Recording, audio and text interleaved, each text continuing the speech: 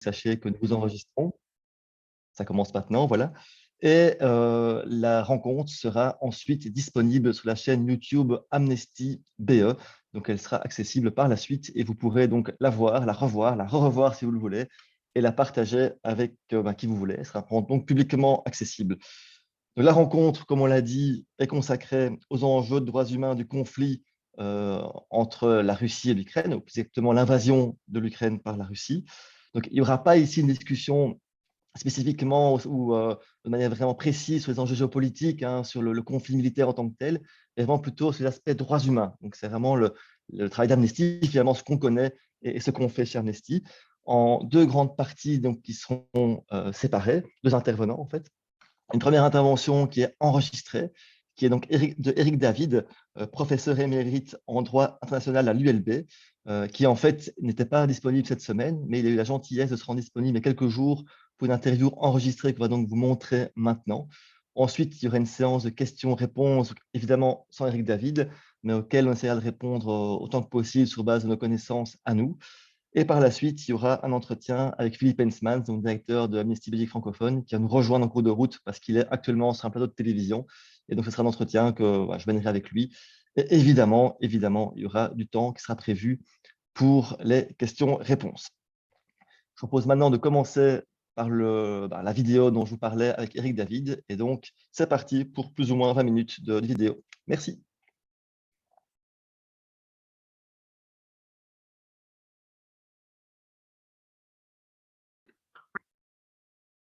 Bonjour, je suis ici en compagnie d'Éric David, qui est donc professeur émérite de droit international à l'Université libre de Bruxelles.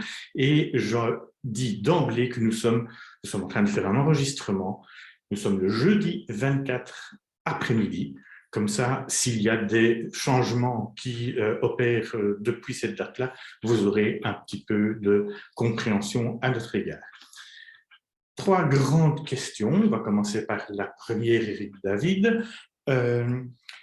C'est un peu la relation entre le droit international humanitaire et les droits humains. Pour le dire autrement, en cas de conflit armé international qui est en train de se passer ici entre l'Ukraine et la Russie, est-ce que les droits humains, ça s'arrête? Est-ce qu'ils sont mis entre parenthèses? Est-ce que la Convention européenne des droits de l'homme est gelée, mise au frigo? Que se passe-t-il avec les droits humains? C'est une question qui a été abordée de manière un petit peu partielle, mais quand même de manière importante et substantielle par la Cour internationale de justice dans l'affaire de la légalité de l'emploi des armes nucléaires. Dans les années 2000, dans les années 90, l'Assemblée générale des Nations unies et l'OMS ont demandé à la Cour internationale de justice un avis consultatif sur la légalité de l'emploi des armes nucléaires. Et à cette occasion, un certain nombre d'États antinucléaires avaient plaidé devant la Cour pour dire que l'emploi des armes nucléaires était contraire aux droits humains les plus élémentaires. Et la Cour a répondu que les droits humains étaient en fait une loi particulière, que dans l'hypothèse d'un conflit armé international ou d'ailleurs non international, c'est une lex specialis, c'est-à-dire une loi particulière, une loi spécifique qui s'applique, qui est le droit international humanitaire. Ceci dit, le droit international humanitaire n'ignore pas du tout les droits humains, bien au contraire. Et on en a vu un très bel exemple dans ce qu'on a appelé les affaires tchétchènes, qui ont été plaidées devant la Cour européenne des droits de l'homme. À cette occasion, la Cour européenne est chargée de dire si le bombardement de certains villages tchétchènes par les forces russes ne violait pas, notamment l'article 2 de la Convention européenne des droits de l'homme qui prévoit le droit à la vie. Et la Cour a reconnu que c'était parfaitement imaginable que l'on puisse considérer la légalité de ces bombardements au regard d'une disposition qui, a priori, n'est pas vraiment une disposition du droit applicable dans les conflits armés.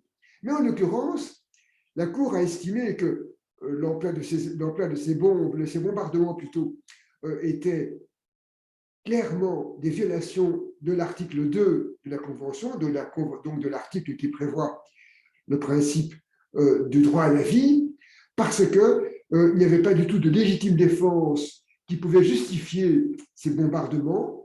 De plus, ces bombardements avaient lieu sur des colonnes de réfugiés ou sur des villages de civils, et la Cour a estimé donc que l'article 2 était parfaitement applicable à cette situation, et que donc, autrement dit, les droits humains finalement gardaient une certaine, mais pas une certaine, gardaient certainement leur validité dans certaines hypothèses. Ceci dit, si le droit à la vie reste un droit applicable dans un conflit armé, encore faut-il bien se rendre compte que dans un conflit armé, il est permis, malheureusement, mais c'est ainsi, il est permis de s'entretuer plus ou moins joyeusement. Et ça, le droit international humanitaire ne l'interdit pas tant que ces tueries ont lieu dans le respect de ce droit. Et notamment, on peut en effet faire le coup de feu contre les combattants, contre les forces armées adverses, contre les forces rebelles adverses, pour autant qu'il s'agisse d'une situation de combat.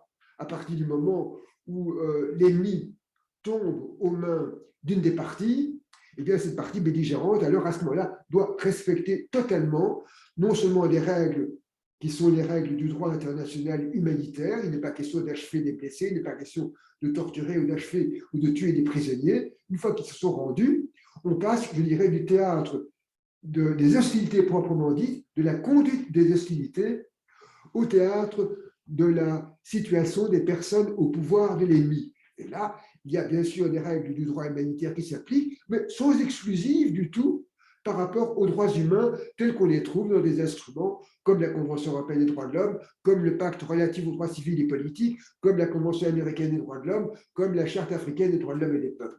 Tous ces textes sont parfaitement applicables à des personnes qui se trouvent au pouvoir de l'ennemi. Mais ce qui est intéressant, c'est que même dans les affaires tchétchènes, où c'était des situations de combat, la Cour européenne, la Cour de Strasbourg, n'a pas hésité à condamner la Russie pour des faits de guerre ouverte, parce que les cibles qui étaient visées par les forces armées russes étaient en réalité des forces non combattantes, des civils, des réfugiés, que par conséquent, il n'y avait aucune justification fondée notamment sur la légitime défense pour pouvoir justifier de tels bombardements.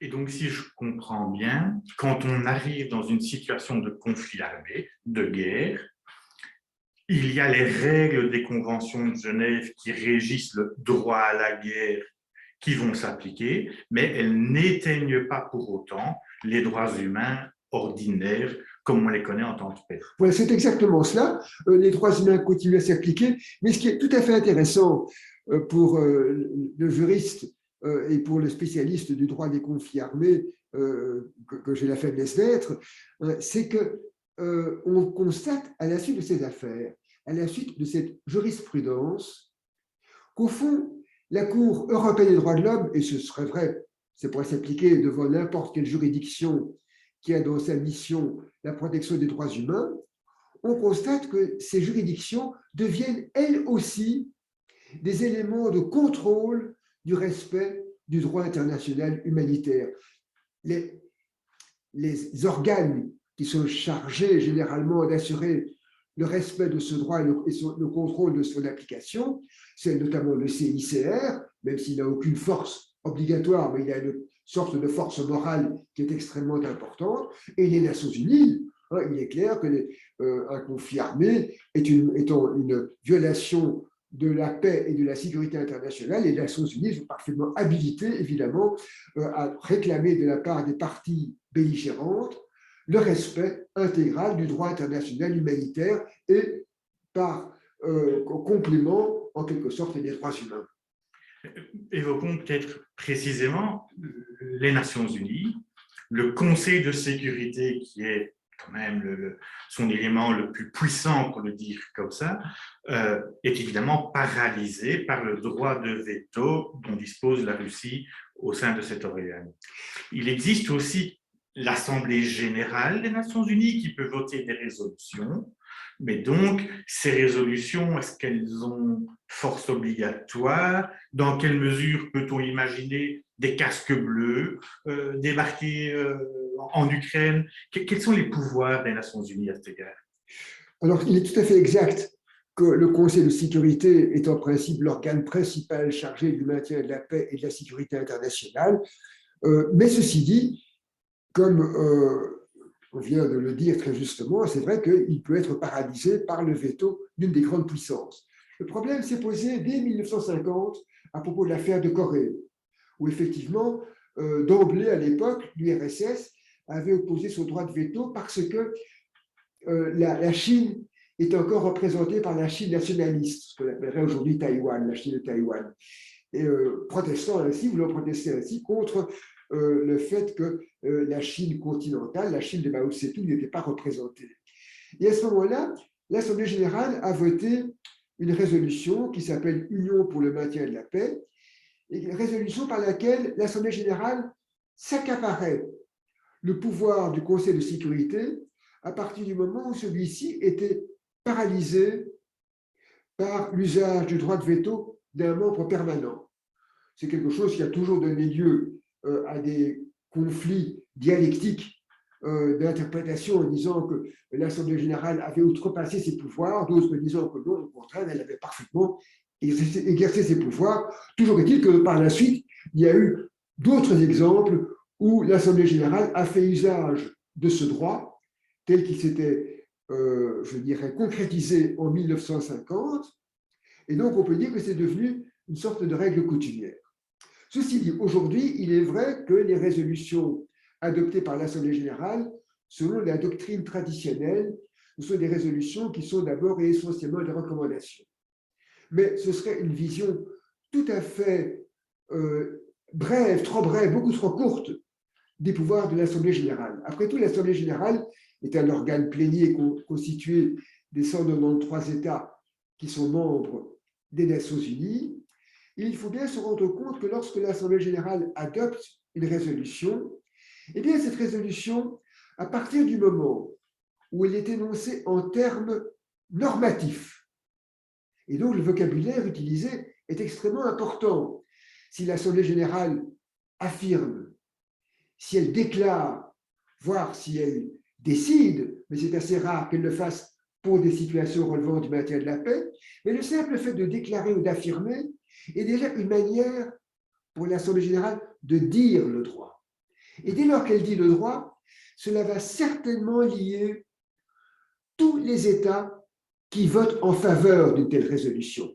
Ça n'ira pas nécessairement les États qui votent contre, sauf si on peut considérer que finalement, la déclaration par l'Assemblée générale de certaines règles, l'affirmation par l'Assemblée générale ou le rappel par l'Assemblée générale de certaines règles, ce sont simplement des règles coutumières qui lient déjà les États qui votent contre, ou même des règles conventionnelles qui lient aussi les États qui votent contre. Et par conséquent, on pourrait dire qu'à ce moment-là, la résolution de l'Assemblée générale s'appliquera non seulement aux États qui ont voté en sa faveur, mais aussi aux États qui se sont abstenus ou qui ont voté contre, dès lors que la résolution n'est que l'expression de règles de droit positif qui sont déjà existantes, qui font déjà partie du droit international public.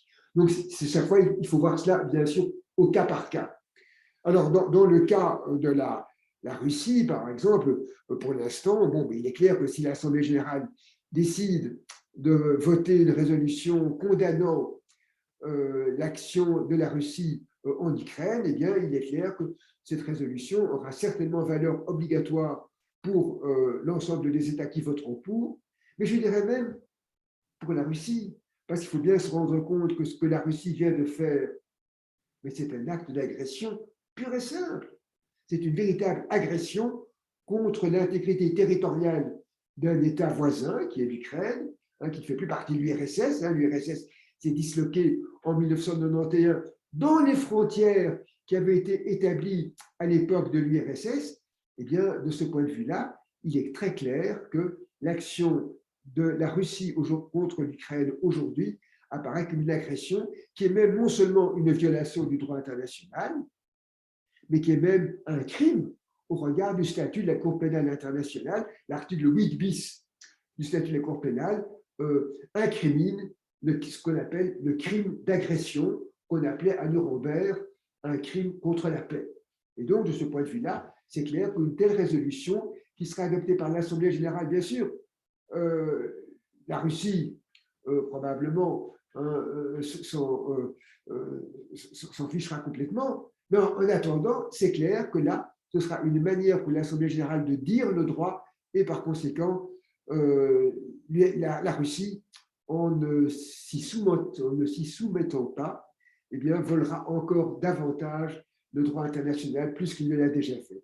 Quant aux forces de maintien de la paix, est-ce que l'Assemblée générale pourrait décider d'envoyer des forces de maintien de la paix? Alors, c'est quelque chose d'imaginable. Et ça s'est déjà passé, qui a déjà eu lieu dans le passé. Par exemple, lors de l'affaire de Suez, en 1956, l'Assemblée générale avait envoyé une force, avait envoyé des casques bleus pour assurer le maintien du cessez-le-feu à l'époque entre l'Égypte et Israël. Mais c'était une résolution qui avait été votée avec les votes négatifs, bien sûr, au Conseil de sécurité, j'ai oublié de le dire, qui avait été votée avec les votes négatifs de la France et du Royaume-Uni, qui était hostile à ce qui était à l'époque, pour ceux qui se rappellent, la nationalisation du canal de Suez. Eh bien, il ne demeure pas moins que ces casques bleus ont été déployés finalement dans le Sinaï entre l'Égypte et Israël. C'était ce qu'on appelait à l'époque la force d'urgence des Nations Unies. Et d'ailleurs, la France notamment a longtemps refusé de participer au financement de cette force parce qu'elle contestait la manière dont cette force avait été créée. Enfin, il n'en demeure pas moins qu'il est parfaitement imaginable que l'Assemblée générale décide de créer une force de maintien de la paix, mais dans la situation que l'on connaît aujourd'hui, où nous avons deux puissances qui sont extrêmement bien armées, il est peu imaginable que des États acceptent d'envoyer des forces de maintien de la paix sur place. Cela ne pourrait se faire qu'avec l'accord et de l'Ukraine et de la Russie. Et là, on n'est pas prêt d'y être, évidemment. Alors, le mot a été lâché et la Russie se moquerait en quelque sorte des déclarations qui pourraient être prises ou des résolutions qui pourraient être prises au niveau des Nations Unies. Il n'existe donc pas de moyen de contraindre cet État, de le ramener à la raison au sens juridique du terme. Alors, les moyens de contraindre, bien sûr, les Nations Unies en possèdent, mais dans les limites de leurs moyens, c'est qu'ils ne sont pas énormes. Bien sûr, l'Assemblée générale, puisque le Conseil de sécurité sera systématiquement paralysé par le vote négatif de représentant de la Russie, mais on pourrait imaginer que l'Assemblée générale vote elle aussi des sanctions, comme c'est déjà le cas aujourd'hui dans le cadre de l'Union européenne. Et ce sont des sanctions qui peuvent quand même être significatives et qui peuvent conduire l'État qui est le destinataire de ces sanctions à réfléchir sur ce qu'il a fait et peut-être à se dire que finalement, ce n'était peut-être pas la meilleure idée et que finalement, elle va peut-être devoir revoir sa politique. Alors, il ne faut pas oublier que d'ailleurs, sur un plan purement militaire, malgré tout, l'Ukraine est en état de légitime défense. Apparemment, d'après ce que l'on sait, d'après ce que je peux lire dans la presse, l'Ukraine a reçu des armes des Occidentaux, en particulier des États-Unis, qui sont des armes qui peuvent être particulièrement douloureuses pour la Russie en tant qu'État agresseur. Après tout, il ne faut pas oublier que à l'époque de l'Afghanistan, lorsque l'URSS à l'époque était présente en Afghanistan, eh bien, les Américains n'ont pas hésité à armer les talibans et l'URSS a dû finalement se retirer parce que l'URSS avait des pertes qui étaient difficilement acceptables aux yeux de l'opinion publique et il a fini par se retirer. Et donc, on peut peut-être imaginer qu'une situation de ce genre se produise, encore que pour les pacifistes que je suis, rien ne remplacera jamais la diplomatie, évidemment. Comme disait Benjamin Franklin, une bonne guerre ne vaudra jamais une mauvaise paix. Une mauvaise paix vaut toujours mieux qu'une bonne guerre. Alors, la Russie, Vladimir Poutine, justifie son intervention par l'existence dans certaines régions de l'Ukraine, de majorité, je ne sais pas s'il faut dire russophone ou en tout cas russophile, de majorité de la population qui souhaite son indépendance. Et donc, est-ce que, d'une certaine façon, il n'est pas en train de favoriser ce qu'on pourrait appeler le droit à l'autodétermination de ce peuple-là. Alors, de ce point de vue-là, il faut bien se rendre compte que le droit à l'autodétermination, qui était un droit qui fait partie des règles les plus fondamentales du droit international, ça fait même partie de ce qu'on appelait les règles impératives du droit international, et qui a été en quelque sorte codifié par une très célèbre résolution, qui est la résolution 1514 adoptée par l'Assemblée générale en 1960. Voilà un bel exemple de résolution à caractère obligatoire. Elle est purement normative pour tous les États qui ont voté en sa faveur, et quasiment la grande majorité des membres de l'Assemblée générale. Mais le droit d'autodétermination tel qu'il était reconnu à l'époque, c'était uniquement pour les situations de caractère colonial. La colonisation, le colonialisme classique, qui a été étendu par la suite à des situations que nous pourrions qualifier de paracoloniales. Exemple, la Namibie, qui était sous administration sud-africaine, le peuple sud-africain lui-même, le peuple noir, la majorité sud-africaine, qui était soumise à l'époque au régime d'apartheid. On a reconnu que ces peuples avaient le droit d'autodétermination. Et aujourd'hui encore, il y a deux situations paracoloniales auxquelles les Nations unies sont tout à fait d'accord de dire que ces peuples bénéficient du droit à l'autodétermination, mais ce sont bel et bien des situations paracoloniales. C'est d'une part la Palestine occupée par Israël, c'est d'autre part le Sahara occidental occupé par le Maroc. Eh bien, dans ces deux cas, nous sommes dans des situations qui relèvent du droit à l'autodétermination. Et par conséquent, des situations comme celle des provinces ukrainiennes de caractère majoritairement russophone ne bénéficient pas du droit à l'autodétermination tel qu'il est prévu par le droit international. Ceci dit, si l'Ukraine et la Russie réussissaient à s'entendre peut-être pour une forme de rattachement de ces provinces ukrainiennes à la Russie, peut-être qu'à ce moment-là, on pourrait parler du droit à l'autodétermination. Il y a un exemple relativement récent qui illustre cela. C'est la partition du Soudan. La séparation du Soudan entre le Soudan classique et le Soudan du Sud, eh bien, c'est une partition qui a été réussie, mais par accord, les deux parties se sont mises d'accord, les forces rebelles du Soudan du Sud et les forces nationales du Soudan du Nord, appelons-le comme cela, se sont mises d'accord pour un partage du territoire. Et cela a été salué à l'époque, dans les années, je crois, 2010, mais je ne sais plus la date exacte, de la séparation des deux Soudans. Cela a été salué par le Conseil de sécurité comme étant une forme d'expression du droit à l'autodétermination. Mais il y avait accord des deux parties. Dans le cas particulier de l'Ukraine, ce qu'il faut quand même souligner, c'est qu'il y a eu en 2014 un protocole, le fameux protocole de Minsk, qui était conclu entre l'Ukraine, la Russie et les provinces russophones de l'Ukraine, et qui prévoyait notamment que l'Ukraine devait accepter d'organiser des élections dans ces provinces et d'assurer une forme d'autonomisation de ces provinces. Et l'Ukraine avait accepté cela et cet accord avait été conclu sous l'égide de l'OSCE, c'est-à-dire l'Organisation pour la sécurité et la coopération en Europe. Et apparemment, il semble que l'Ukraine n'a jamais véritablement appliqué ces accords. Et il semble même que le Parlement ukrainien a rejeté ces accords alors qu'ils avaient été acceptés par les autorités gouvernementales ukrainiennes.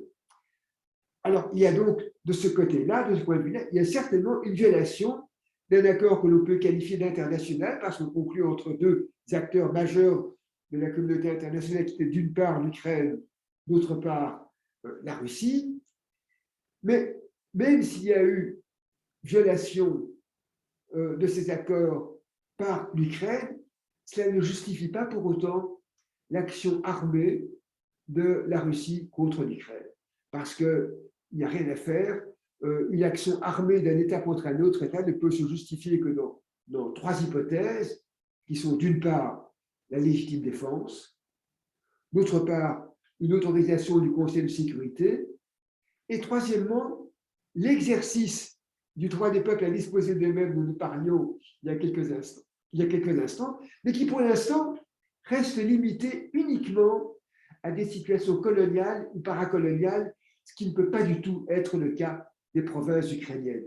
Et donc, s'il est clair que l'Ukraine ne semble pas, d'après les connaissances que j'ai du dossier, je ne suis pas entré dans le détail de celui-ci, s'il est clair que l'Ukraine n'a pas respecté le protocole de Minsk, ça ne justifierait pas pour autant une action armée de la part de la Russie contre l'Ukraine, mais la Russie serait parfaitement fondée à mettre en cause la responsabilité internationale de l'Ukraine pour la violation de ces accords et de prendre toute une série de mesures qui seraient peut-être ce qu'on appelle des contre-mesures légitimes, qui consisteraient peut-être à prendre des sanctions économiques sous forme de boycott ou d'embargo des produits ukrainiens ou du commerce de l'Ukraine avec la Russie. Ce serait quelque chose qui serait tout à fait imaginable.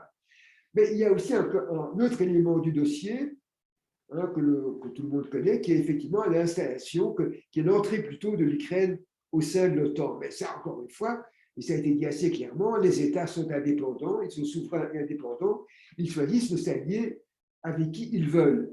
Mais si juridiquement c'est possible, politiquement on peut s'interroger bien sûr sur, je dirais, non pas la légalité, c'est parfaitement légal, mais la légitimité politique de ce genre de politique choisie par l'Ukraine. Imaginons, comme le disait un ami il y a 2 jours, imaginons que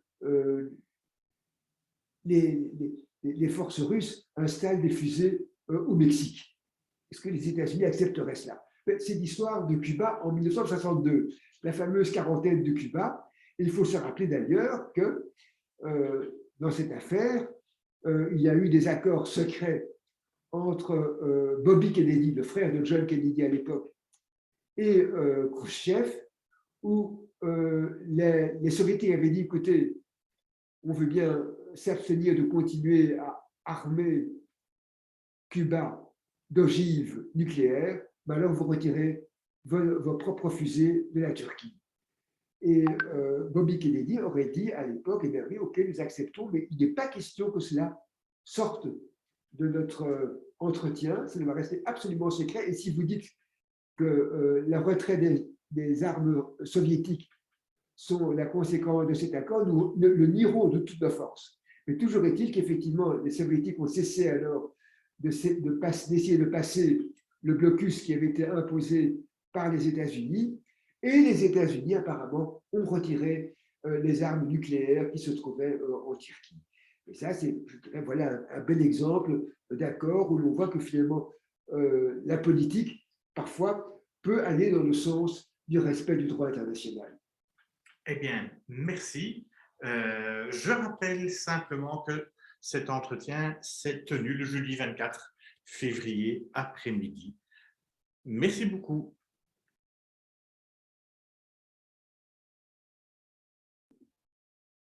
Voilà, merci beaucoup à Eric David, mais aussi à Laurent Deutsch qui a assuré l'interview de manière, je trouve, assez brillante. Bravo Laurent.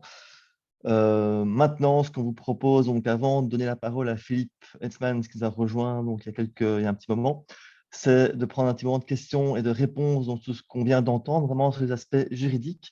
Je vais peut-être commencer par reprendre les questions que j'ai notées, donc, qui étaient dans le chat. Si j'en oublie, faites-moi signe, parce que j'en vois encore qui arrivent maintenant. Il y avait une question donc, sur le statut des civils qui prennent les armes en cas de conflit. Est-ce que ça reste des civils ou est-ce que ça devient des combattants? Je pense que la question était de cette dimension-là. Philippe, je te laisse compléter, mais si j'ai bien compris ce qu'on a dit récemment, effectivement, sur le sujet, les civils qui prennent les armes sont considérés comme des belligérants. Est-ce que c'est correct? Eric me frappera si je me trompe, mais normalement, oui.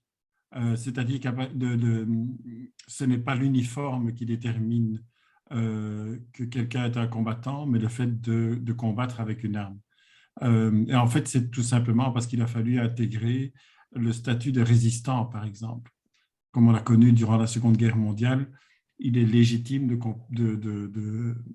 de donner ce statut de combattant à des résistants, même s'ils n'ont pas l'uniforme. Ce qui peut poser des problèmes, et c'est quelque chose qu'il faut souligner, c'est le risque évidemment de représailles contre des civils à partir du moment où des troupes armées comme les Russes et surtout les Tchétchènes qui risquent d'arriver se retrouvent confrontés à des gens dont ils ne peuvent pas mesurer, de savoir si ce sont des combattants ou pas, évidemment. Et là, on risque de représailles contre les populations civiles qui ne sont pas autorisées, évidemment, par le droit. Et un aspect qu'on peut ajouter aussi, c'est que les civils n'ont pas nécessairement une formation, notamment au droit humanitaire. Au droit humanitaire, oui. Et peuvent peut-être inconsciemment commettre des violations, ce qui évidemment Oui, est aussi problématique. Tout à fait, tout à fait. Ne pas se rendre compte des obligations, en tout cas. Il y avait aussi une question sur les attaques contre les civils. Est-ce qu'elles sont bien interdites par le droit humanitaire international? Alors, oui, normalement, oui. C'est-à-dire, il y a d'ailleurs des conventions additionnelles à la Convention de Genève, aux Conventions de Genève, qui interdisent l'usage d'armes qui pourraient blesser les civils en dehors d'effets collatéraux légitimes à des actions militaires. Donc, il peut arriver que vous fassiez un bombardement d'une caserne militaire, que celle-ci, et que lors de ce bombardement, il y ait quelques maisons aux alentours qui soient touchées. C'est quelque chose qui peut, à la rigueur, ne pas être considéré comme un crime de guerre. Par contre, et c'est ça qu'Amnesty dit dans son rapport dans plusieurs des communiqués de presse, c'est que l'usage d'armes, par définition imprécises dans leur capacité à toucher des cibles, lorsqu'on les utilise dans des cités, dans des villes, on peut considérer ça comme un crime de guerre. On a des Russes utilisent des missiles balistiques qui ont parfois un degré d'imprécision d'un demi-kilomètre. Alors, viser une cible militaire ou politique, on va dire, comme une mairie ou quelque chose comme ça, avec des armes comme celle-là, c'est mettre en danger, évidemment, toute la population. Ce qui est arrivé avec des écoles communales, avec des écoles primaires, avec des hôpitaux et des habitations. Il y avait une question à laquelle je vais commencer à répondre, mais je peux donner un lien dans le chat pour les gens que ça peut intéresser, sur l'envoi d'armes par l'Union européenne à l'Ukraine et sur la base légale en fait, de cette décision. En fait, c'est intéressant parce que c'est une première. Donc c'est la première fois que l'Union européenne utilise sa compétence qui est bien existante en tant qu'Union européenne pour envoyer donc, des armes dans un pays étranger. Le GRIP, groupe de recherche des informations sur la sécurité et la paix, ça peut tromper dans l'acronyme, mais c'est plus ou moins ça, a réalisé une note il y a cette semaine encore sur le sujet qui justement explique en quoi c'est une décision qui est carrément neuve, c'est une première au niveau européen. Et donc c'est une base juridique européenne, de l'Union européenne. Je mettrai le lien vers l'article dans le chat un peu plus tard. Il y avait aussi une question donc, sur les discriminations qu'on constate entre réfugiés à la frontière, donc entre Ukrainiens et non-Ukrainiens. On en parlera après, donc on aura après une discussion avec Philippe vraiment sur l'aspect plus droits humains et actualité maintenant donc, en Ukraine et aux frontières. Il y avait la question donc, de savoir si on pourrait condamner les auteurs de ces discriminations. Laurent évoquait, je pense, dans sa réponse, différents recours, y compris au niveau de la Cour européenne des droits de l'homme. Théoriquement, je pense que c'est correct. Après, dans les faits, il faudra voir comment le faire. Ça pourrait être compliqué, mais je pense que théoriquement, c'est correct. Sauf si, Philippe, tu veux ajouter là-dessus? Non, mais comme disait Laurent, il faut avoir épuisé tous les recours en interne et lorsque vous êtes un étranger, c'est plus compliqué, évidemment. Donc, il est évident que ça doit être réalisé par une aide d'ONG locale ou des choses comme celle-là, mais parce que si vous êtes rejeté de l'autre côté de la frontière, vous n'avez pas la possibilité réellement de porter plainte. À ce moment-là, il pourrait y avoir des actions qui sont menées par des associations ou des avocats pour défendre ces personnes. Mais dans les situations comme on connaît là, c'est vraiment compliqué, bien entendu. Il y avait aussi une question sur la possibilité de traiter devant la CPI des crimes commis dans le contexte du conflit, que ce soit Poutine ou d'autres dirigeants russes. Ça pourrait concerner d'autres personnes. On en parlera après. Donc, je pense que la réponse qu'on peut donner maintenant, c'est oui. C'est une piste tout à fait crédible, que d'ailleurs, on explore chez Amnesty, pas seul, avec d'autres organisations et d'autres acteurs que cette piste intéresse grandement. Mais la réponse donc, est oui, tout à fait possible. En tout cas, théoriquement, on l'envisage et concrètement aussi, on l'envisage aussi. Donc, on en parlera peut-être un peu plus tard dans la discussion. Une autre question, je ne sais pas si on pourra y répondre, c'est plus une question, j'ai envie de dire, de géopolitique, donc c'est peut-être un petit peu moins notre domaine à nous. Quelle est la différence entre le fait que l'Ukraine voudrait donc rejoindre l'OTAN et le fait qu'il y ait des troupes russes au Bélarus? Donc c'est un peu de mettre en miroir deux pays dans la même région, avec des camps différents évidemment. Voilà, je ne sais pas si nous, on peut en dire beaucoup plus là-dessus, mais je te laisse y aller, Philippe.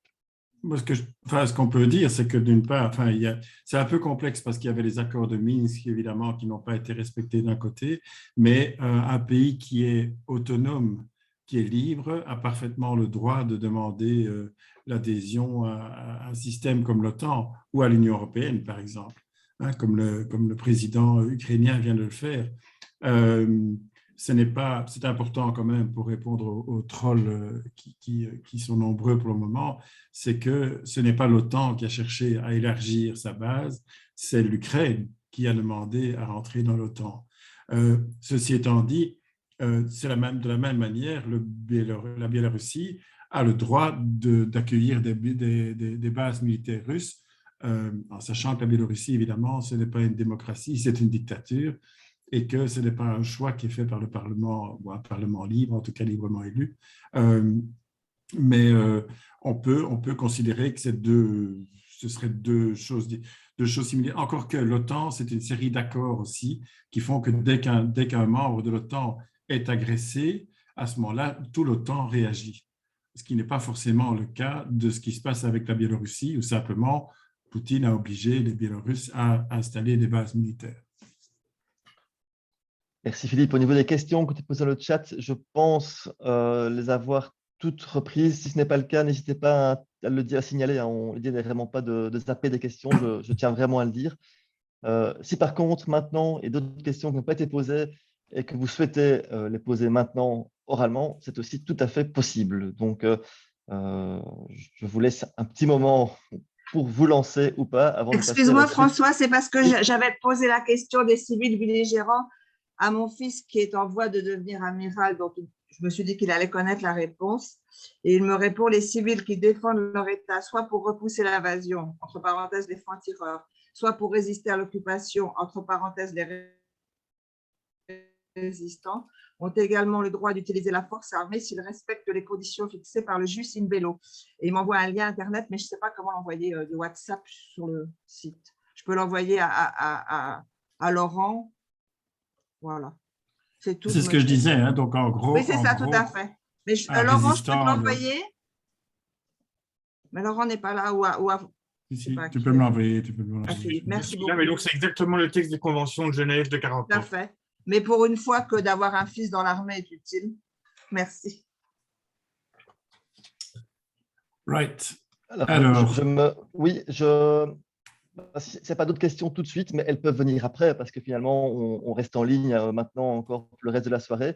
On peut passer à la deuxième partie donc, du programme qui est un peu plus centrée sur Amnesty et sur les droits humains. Et donc, je vais poser quelques questions à Philippe. Donc, ça ressemble un peu à ce qu'on vient de faire maintenant, mais avec plus un axe droits humains et Amnesty. Philippe, aujourd'hui, donc Amnesty suit la situation depuis le début en Ukraine, depuis le début du conflit. Avec différentes manières de s'informer et donc de constater des faits qui ont lieu sur place, sur le terrain. Quels sont aujourd'hui les principaux constats qu'on a pu faire en termes de droits humains au niveau d'Amnesty dans le cadre du conflit en Ukraine, de l'invasion russe en Ukraine? Alors, il y a une chose qui est importante parce que ça a fait l'objet de débats et toutes les sections ont été consultées très, très rapidement parce qu'il fallait prendre une position assez vite, c'est que Amnesty a formellement condamné cette invasion. Je ne vais pas rentrer dans les détails, je pense que vous trouverez la déclaration sur le site. Mais Amnesty a condamné, c'est la première fois, à ma connaissance, dans l'histoire d'Amnesty, que cette possibilité de condamner une action militaire, une invasion, a été utilisée. on a utilisé dans l'autre sens, c'est-à-dire en demandant une intervention militaire en 2003 en Ituri, mais on n'a jamais utilisé cette possibilité qui avait été définie par le Conseil international, comme il s'appelait à l'époque, l'Assemblée mondiale donc, des sections. C'est la première fois que ça a été utilisé. Donc Amnesty condamne cette invasion, ce qu'on appelle une invasion, et c'est comme je pense que Eric l'a dit, si j'ai bien entendu, c'est effectivement une infraction au droit international, tout simplement. Alors, ce qu'Amnesty a fait dans la situation en Ukraine, c'est plusieurs choses par rapport à la situation. D'abord, on est confronté à une guerre de l'info, hein, une guerre de l'information avec une difficulté, bien entendu, de mesurer exactement ce qui se passe. D'une part, parce que nos correspondants sur place, si vous voulez, les ONG, mais aussi la section ukrainienne, sont obligés de sauver leur peau, en fait.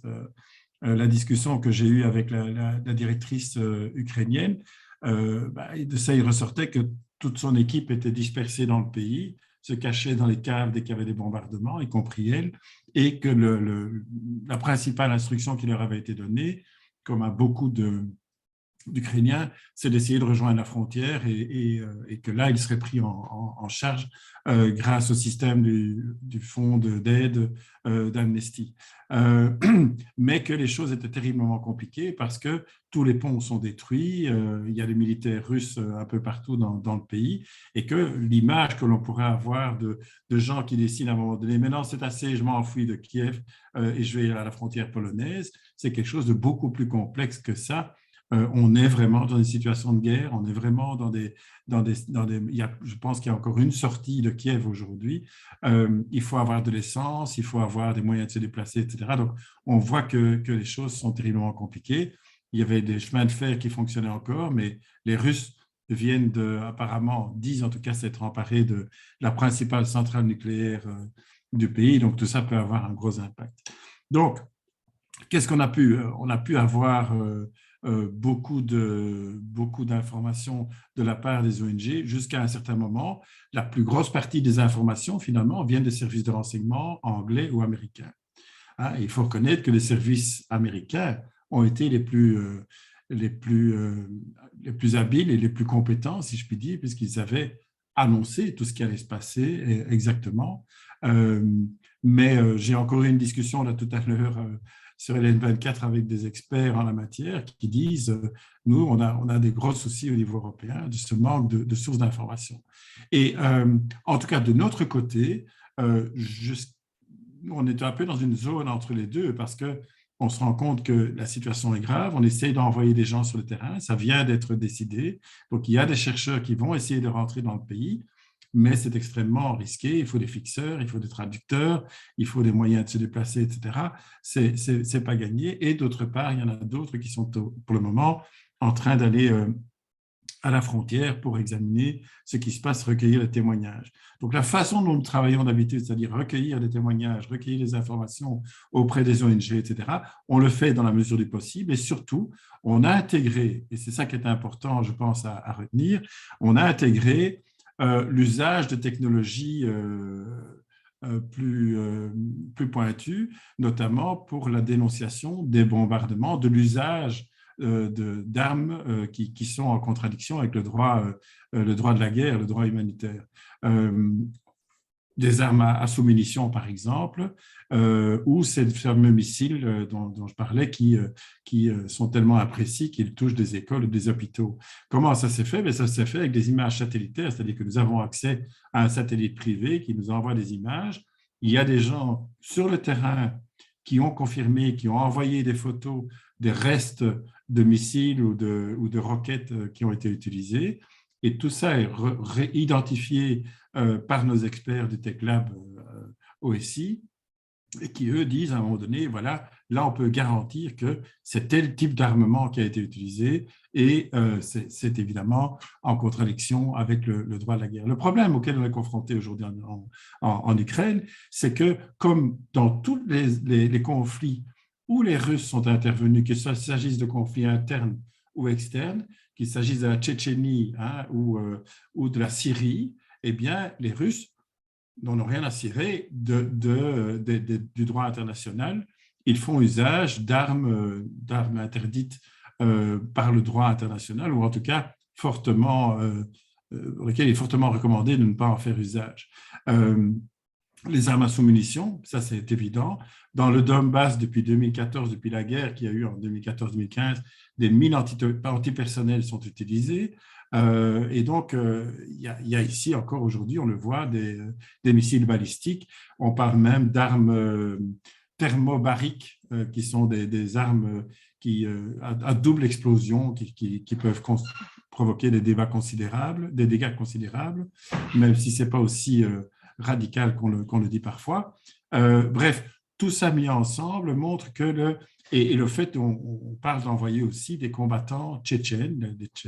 Le président tchétchène a annoncé qu'il a envoyé 10 000 combattants qui sont probablement parmi les plus brutaux, les plus sanguinaires que l'on connaît sur la planète. Donc, on a affaire à un camp qui est parmi le moins regardant, peut-être à côté de l'Iran ou de Bachar el-Assad, qui sont ses alliés d'ailleurs, qui sont alliés, qui est le moins regardant des traités internationaux.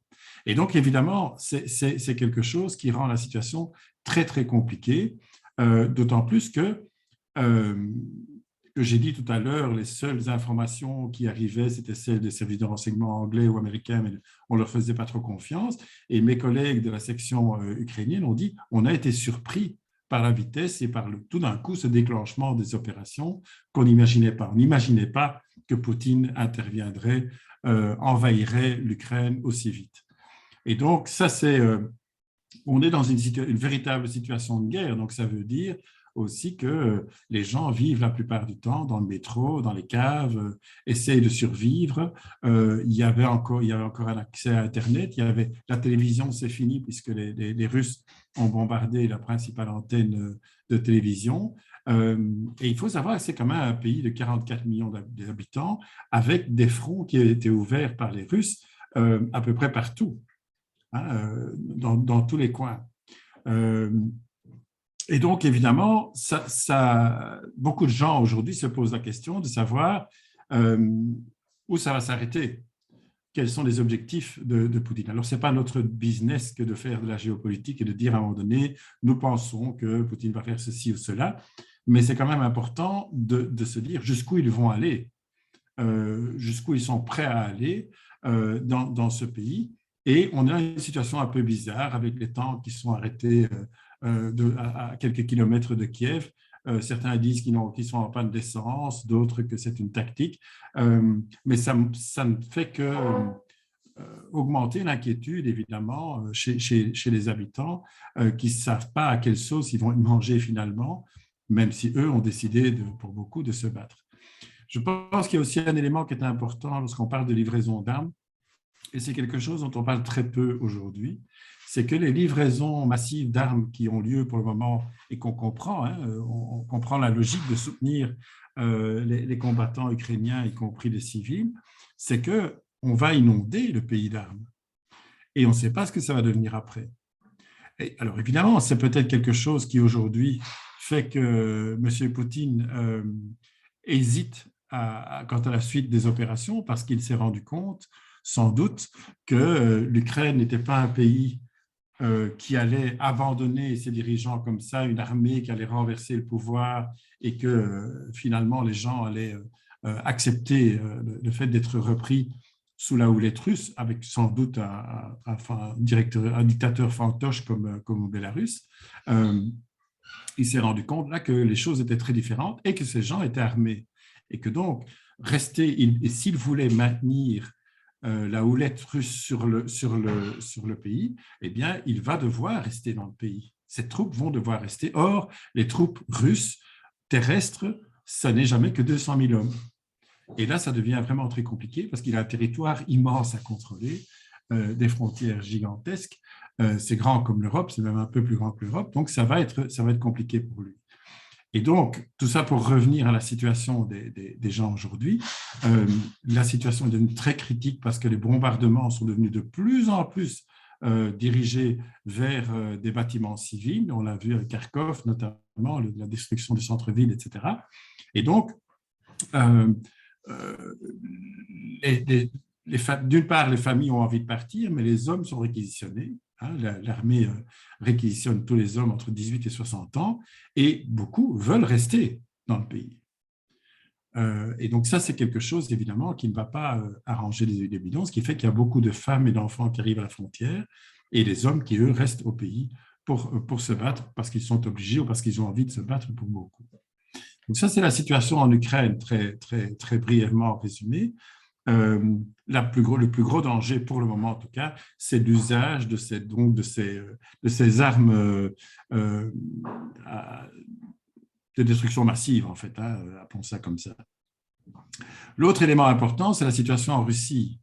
Alors, on a vu des images de manifestations, etc.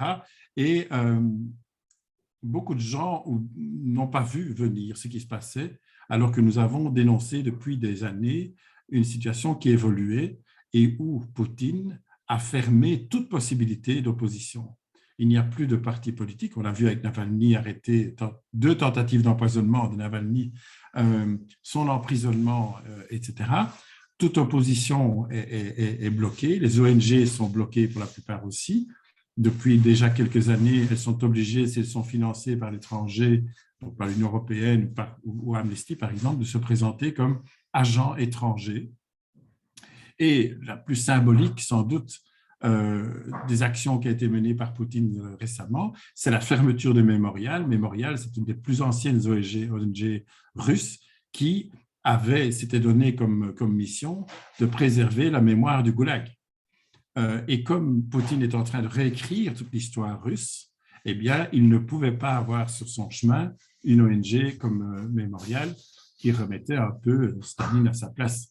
Et donc, ça, c'est quelque chose que lui ne peut pas supporter. Donc, ça veut dire qu'aujourd'hui, il faut reconnaître qu'il y a 2 choses qui sont importantes. C'est que d'une part, il y a encore des Russes qui osent protester, même si c'est sur des formes parfois, je dirais presque drôles, comme c'est l'humour que les Russes peuvent avoir.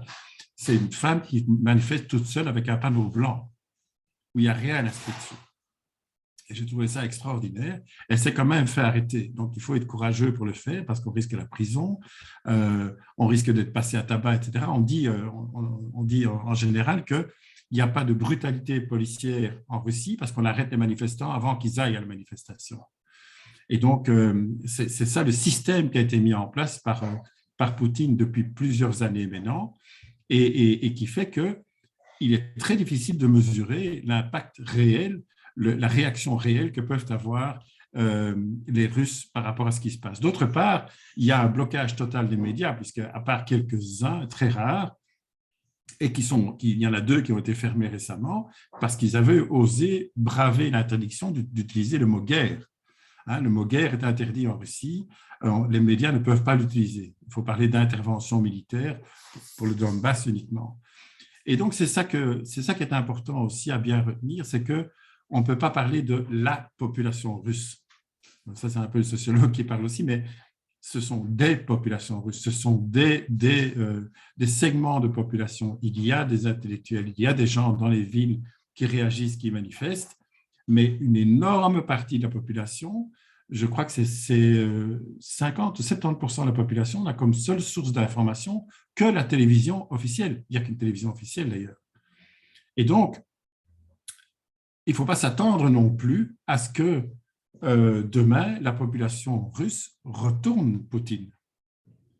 Ce serait vraiment se fourrer le doigt dans l'œil, parce qu'il va y avoir sans doute des manifestations de protestation, etc., mais Poutine va utiliser toujours l'argument, et ça c'est extrêmement important de bien retenir, lorsqu'il parle de dénazifier l'Ukraine, lorsqu'il parle de génocide, il sait ce qu'il fait. Il a commencé l'attaque contre l'Ukraine le jour de l'anniversaire du combattant, et probablement qu'il y a une date qui est au mois de mai, qui est l'anniversaire de la victoire contre les nazis en 1945.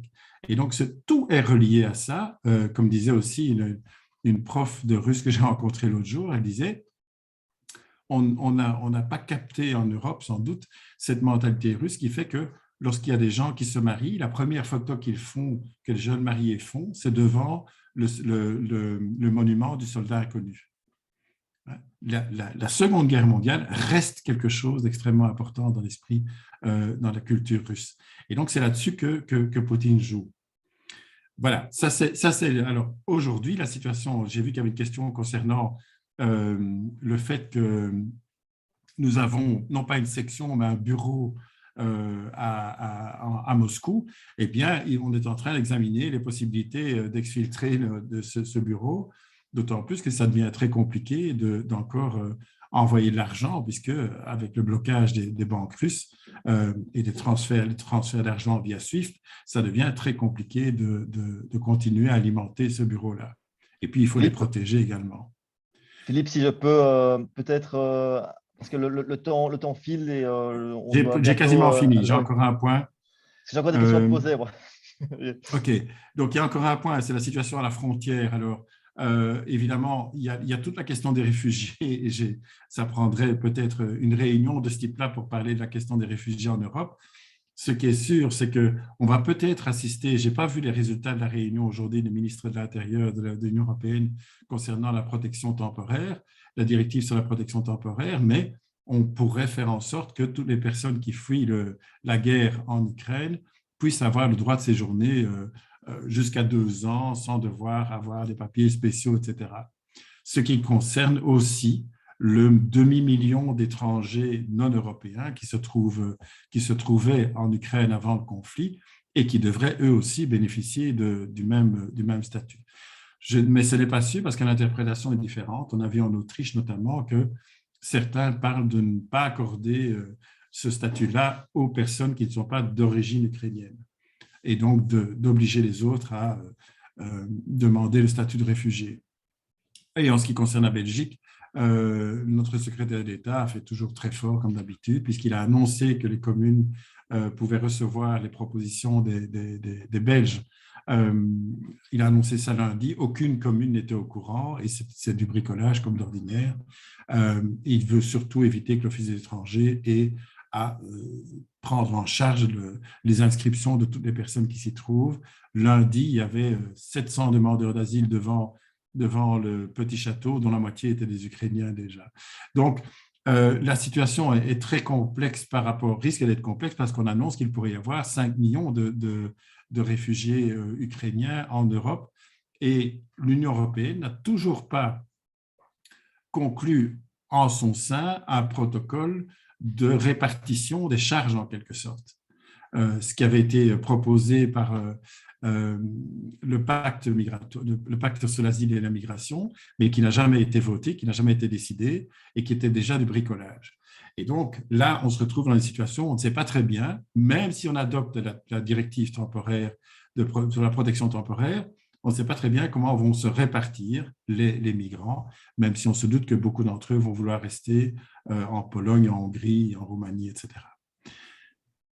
La dernière question, c'est l'impunité. Et effectivement, comme on l'a annoncé, eh bien oui, nous travaillons avec un avocat spécialisé et qui lui-même a des contacts dans différents pays de la zone, à récolter des témoignages et des procurations pour pouvoir déposer des dossiers auprès du procureur de la Cour pénale internationale, puisqu'il a annoncé qu'il pouvait se saisir de ces dossiers dans la mesure où l'Ukraine lui a envoyé un courrier en 2018 lui donnant toute autorité pour enquêter sur des crimes de guerre ou des crimes contre l'humanité qui seraient commis sur le territoire de l'Ukraine. Voilà, ça c'est vraiment très rapidement résumé. Merci Philippe. Il y a une main levée, je pense que c'est Mathilde avec un autre nom d'utilisateur, je pense. Alexandre, ah oui. Oui. Je te propose juste, Mathilde, d'attendre 2 minutes parce qu'il y avait encore une petite chose que je voulais demander aux deux. Je pense qu'il y a une information qui intéresse tout le monde, c'est comment vont nos collègues ukrainiens et ukrainiennes. Donc, ils ont pu quitter le pays et on sait qu'ils vont grosso modo, dans la mesure du possible, plutôt bien. Enfin, ils sont sains et saufs, on peut dire comme ça. Est-ce qu'il y a plus d'informations les concernant ou c'est simplement… J'attends, j'ai des contacts réguliers avec la directrice, mais j'attends des nouvelles plus précises pour les autres. Elle se trouve pour le moment en Hongrie, mais j'attends plus d'informations. Et une dernière chose aussi qui, je pense, intéresse beaucoup de monde. Donc, on a lancé un appel d'urgence, comme Amnesty la semaine dernière, enfin le week-end plutôt, qui montre à nouveau qu'il y a une grande générosité en Belgique face à ce genre de crise. Je pense que c'était communiqué, mais si on peut peut-être rapidement revenir sur ce qui va, tu en as parlé, la CPI, qui sera effectivement une des pistes pour que cet argent soit utilisé au mieux. Est-ce que tu peux rappeler dans quelques mots aussi à quoi servira ou à quels autres… Donc, il y a près de 1200 personnes qui ont déjà fait un don et ça continue. Et l'objectif, c'est de 3 axes à financer. Le premier, c'est ce qu'on appelle le Relief Fund. C'est un fonds d'aide qui existe au secrétariat international et dont l'objectif, c'est de supporter, de soutenir les membres du staff, les membres de la section ukrainienne et les défenseurs des droits humains lorsqu'ils demandent l'asile, lorsqu'ils viennent dans les pays limitrophes, non seulement pour les aider dans l'immédiat, mais aussi à se réinstaller, à se refaire une vie en quelque sorte, et aussi à avoir parfois, lorsque c'est nécessaire, des traitements soit physiques, s'il y a eu des cas de torture, soit psychologiques, ce qui risque d'être le cas pour beaucoup. Ça, c'est le premier axe. Le deuxième axe, c'est nous allons verser déjà dans les jours qui viennent très vite de l'argent pour financer aussi une amélioration, enfin un plus grand travail de recherche à la fois dans le pays et dans les pays limitrophes, pour recueillir les témoignages, pour pouvoir faire des rapports plus fournis. Et dernière chose, c'est la constitution de ces dossiers pour la CPI sur lesquels on va investir aussi de l'argent. Voilà. Merci Philippe. C'était donc l'intervention qu'on vous proposait maintenant en deuxième partie de soirée. Et on peut passer maintenant aux questions et réponses selon la même méthode. Donc, main levée ou questions dans le chat. Mathilde avait la main levée depuis un certain temps. Et donc, je te propose de poser la question maintenant, Mathilde, si ça te convient. Oui, je suis désolée d'ailleurs, il y a le nom de mon mari qui apparaît, mais je suis contente d'être reconnue quand même. Et pour faire très bref, et sur la position qu'on a trouvée sur tous les médias, la position d'Amnesty, on parlait très clairement d'un crime de guerre parce qu'il s'agit d'une agression, d'une invasion en fait, comme nous expliquait le professeur tout à l'heure, de la Russie à l'Ukraine. Mais on dit que les attaques des civils, les bombes, enfin les armes indiscriminées, elles sont illégales et pourraient constituer des crimes de guerre. Je comprends la nuance et j'imagine que ça attend que les dossiers soient documentés. J'aimerais bien avoir peut-être une toute petite explication si c'est bien ça et pourquoi le choisir. Elle pourrait être un crime de guerre, une naissance déjà par rapport aux données qu'on a des crimes de guerre. Parce que c'est quelque chose qu'on nous a déjà reproché comme sur certains commentaires sur les réseaux. Voilà, c'est tout. Merci beaucoup. Merci Mathilde. Une question pratique à Philippe. Est-ce qu'on répond question par question ou est-ce qu'on je les prends en manière groupée? Celle-ci est déjà assez… Enfin, elle répond à d'autres questions aussi qui ont été posées effectivement par ailleurs. Amnesty n'est pas un tribunal. Amnesty dénonce des faits et dit que cela pourrait relever les crimes de guerre ou cela constitue notoirement un crime de guerre. Mais nous ne sommes pas là pour dire, pour condamner comment dirais-je, oui, vraiment pour condamner un pays. Nous sommes là pour dire à un moment donné, il y a eu des crimes de guerre ou ceci pourrait être assimilé à un crime de guerre, tout simplement parce que, comme on l'a dit, il y a et je crois que ça a été rappelé aussi, il y a le fait qu'il peut y avoir des dégâts collatéraux, même si les combattants doivent faire la distinction entre les civils et les militaires. Mais il se peut qu'il y ait des dégâts collatéraux qui soient, entre guillemets, normaux et qu'on ne puisse pas les considérer comme des crimes de guerre ou des crimes contre l'humanité. Et donc, c'est à nous de relever les faits et à un moment donné, il y a un tribunal qui va trancher. Dans ce cas-ci, ce sera sans doute la CPI, la Cour pénale internationale. Merci Philippe. Dans les questions posées, donc, je prends l'ordre chronologique parce qu'il y a dans le chat aussi. Une question qui est intéressante parce qu'elle touche à la question de la liberté d'expression et au fait qu'on a interdit dans plusieurs pays européens, si pas dans tous, certains médias russes, hein, donc Russia Today et Sputnik, hein, notamment, ont été interdits. Est-ce qu'on est là face à une violation des droits humains, donc de la liberté d'expression, ou est-ce que là, on est plutôt dans une interdiction légitime et proportionnelle? Oui, c'est toujours une question compliquée parce que tout va dépendre de l'avis qu'on a sur ce qu'était Russia Today et Sputnik. On sait que ce sont deux organes de désinformation sur beaucoup de sujets et pas seulement sur la question de la guerre actuelle. Personnellement, je ne suis pas certain que ce soit la meilleure des choses à faire, mais les trolls russes sont déjà fort occupés par ailleurs. Mais c'est vrai que beaucoup de gens y font référence comme étant un outil d'information, alors que c'est un outil de propagande. On peut comprendre que dans des situations particulières, mais là, il faut que ça réponde, encore théoriquement, hein, je dis théoriquement, aux objectifs de légalité, de proportionnalité, de nécessité, etc., qui sont les propriétés qu'une décision doit présenter lorsqu'on prend ce genre de mesures contradictoires avec les fondements des droits humains. Merci. Dans les mains levées, j'en vois encore deux. Il y a celle d'Émile et celle de Philippe Weinen. Je pense que Émile était le premier. Donc, Émile, tu peux y aller maintenant. Oui, bonjour. Bonjour Philippe. Tu as parlé de Russie et j'ai vu ton communiqué concernant l'Ukraine en disant pour une fois, Amnesty n'a pas été trop frileux sur ce coup-ci. Et je pense que ce qui manquait comme paragraphe, je pense, c'est rappeler qu'en Russie, il faut réclamer la liberté d'expression de tous les Russes en général. Et que va-t-on faire? Parce que je me dis qu'il peut y avoir des réfugiés russes parce que finalement, ils décident de partir parce qu'ils n'ont plus un droit à la liberté d'expression. Dans le flot de réfugiés ukrainiens qui risquent d'arriver, ça va être un peu compliqué. Justement, est-ce qu'il y a une possibilité effectivement que ces Russes qui ne sont pas d'accord avec le régime, qui décideraient de partir, de pouvoir les aider, quoi. Voilà un petit peu une question. C'est quelque chose que j'ai d'ailleurs dit à notre secrétaire d'État à la migration, à l'asile et à la migration l'autre jour, c'est que, parce qu'il avait à un moment donné, on va interdire les visas à tous les Russes. Et ça, évidemment, c'est extrêmement dangereux parce que même de Russie, il faut que les Russes qui sont des opposants puissent s'échapper et venir trouver refuge chez nous. D'autre part, par rapport aux réfugiés alors, qui quittent l'Ukraine aujourd'hui, il y avait d'ailleurs des Russes qui travaillaient à la section ukrainienne d'Amnesty. Hein, il y en avait l'un ou l'autre et il fallait qu'ils puissent trouver aussi refuge dans l'Union européenne.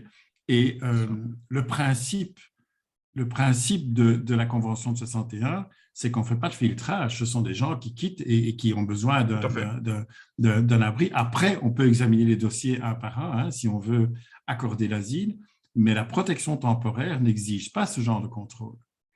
Donc, c'est là qu'on est un peu entre les deux pour le moment, parce que la protection temporaire n'est pas encore décidée et ils n'ont pas demandé le droit d'asile, hein, pas encore, en tout cas pas beaucoup. Non. Donc, mais des protections en disant on ne va pas laisser des espions russes rentrer, c'est du leurre quand il y a 4-5 millions, il y en a déjà 650 000 qui sont passés, quoi. Donc on ne sait pas faire de tri de toute façon. Tout à fait, surtout quand beaucoup d'Ukrainiens parlent le russe. Oui, bien sûr. Déjà le président parle russe. Hein. Merci Philippe. Merci. Avant de donner la parole à un autre Philippe, il y a une question qui est posée dans le chat. Peut-être aussi vous dire en termes de timing qu'on pense terminer à 45, donc on est vraiment à la fin. Donc si vous pensez partir bientôt, rassurez-vous, vous pouvez rester jusqu'au bout. On a plus pour très très longtemps, je vous le garantis. Il y a une question sur la CPI et comment elle pourrait opérer vu qu'elle n'est effectivement pas reconnue par la Russie. Moi, je précise d'abord qu'on parle des faits qui auraient lieu en Ukraine, hein, pas en Russie. Donc c'est bien au niveau de l'Ukraine qu'il faut regarder. Est-ce que tu veux compléter, Philippe, là-dessus? C'est ce que j'ai dit tout à l'heure. Hein. En fait, le procureur l'a bien exprimé. Il a fait un communiqué dans lequel il montre le courrier qu'il a reçu, que la CPI a reçu de l'Ukraine, qui l'autorise à agir sur son territoire. Et donc, il n'est pas nécessaire que l'Ukraine ait ratifié les statuts de Rome. Et par ailleurs, c'est ce qui se passe effectivement sur son territoire. Et peu importe les personnes qui ont commis les faits, il faut que ces personnes soient punies puisque on peut les condamner pour ce qu'elles ont fait sur le territoire ukrainien. Merci Philippe. Je donne maintenant la parole alors à Philippe Wynon qui a une main levée. Il faut allumer ton micro, Philippe. On Oui, ne vous t'entend pas. m'entendez? Vous Oui. m'entendez? Oui, oui. Ok, voilà. Non, je crois savoir que l'Ukraine a accepté et ratifié, contrairement à la Belgique, la convention sur les minorités, les droits qu'ont les minorités. Maintenant, là, il y a quand même, du côté russe, on dit que les droits des minorités, et particulièrement celle de la minorité russe, ne sont pas respectés. Hein. Donc, je crois que depuis cette année-ci, on ne peut plus enseigner en russe, en humanité, alors qu'auparavant, il y avait moyen d'avoir sa scolarité en ukrainien ou en russe. Alors, il y a aussi certaines minorités polonaises, tchèques, roumaines, qui ont également une partie de leur enseignement qui peut se faire dans leur langue et une partie pas. Alors, au niveau des écoles primaires, je crois qu'il y a 4 régimes différents. Un pour l'ukrainien, là, tout peut se faire. Puis, il y a un régime spécial pour les Tatars de Crimée. Et puis, encore une sous-division entre minorités polonaises, hongroises, slovaques et roumaines. Excuse-moi, si tu peux aller vers la question, parce qu'on arrive à la fin de la séance. Est-ce qu'au niveau du droit des minorités, est-ce que l'Ukraine respecte ses engagements? Oui ou non? Et au cas où ce n'est pas le cas, est-ce que Amnesty fait quelque chose ou pas? Alors, probablement non, mais pas plus que la Belgique ne le ferait. C'est la raison pour laquelle elle ne veut pas signer cette convention. Hein? Non, mais je crois que l'Ukraine l'a signé. Je crois oui, mais je veux dire, elle le signe. Et la Belgique ne veut pas la signer parce qu'elle ne respecte pas plus que l'Ukraine la convention. Hein? Ouais. Donc, si elle ne peut pas la signer parce qu'elle ne la respecte pas, et on sait bien que c'est la question du droit des francophones en Flandre qui est en jeu. Et donc, c'est une question compliquée, mais l'important là derrière, c'est surtout ce qui s'est passé dans le conflit du Donbass. Hein, c'est là dans cette région-là que c'est le plus important et que ça s'est cristallisé.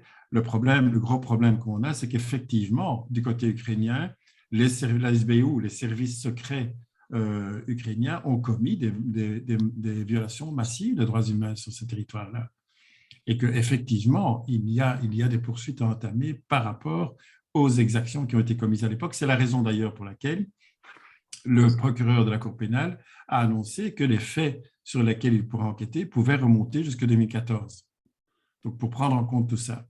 Mais non, je ne suis pas certain que la Convention sur la protection des minorités soit déjà active et qu'elle aurait, je dois vérifier ça, mais qu'elle ait récolté suffisamment de signatures pour être obligatoire. Ah oui. Merci. Et alors la question… Excuse-moi, Philippe, on a un engagement par rapport au temps, donc je propose qu'on… Vraiment désolé, mais vu l'heure, j'ai déjà dépassé le temps qu'on avait, donc par respect pour les gens qui avaient un horaire, je pense que c'est bien de terminer. Je pense que ça n'empêche pas d'avoir une discussion par ailleurs, hein, donc je pense qu'il ne faut pas fermer effectivement la discussion. Je tends qu'il est bientôt l'heure parce que mes enfants sont en train de monter pour se coucher et donc il y aura bientôt beaucoup de bruit autour de moi, donc je dois terminer. D'abord, remercier donc, les personnes qui ont participé ce soir, hein, que ce soit les intervenants comme Eric David, comme Laurent qui l'a interviewé, comme Philippe qui a apporté pas mal évidemment d'éléments et de la lecture d'Amnesty ce soir.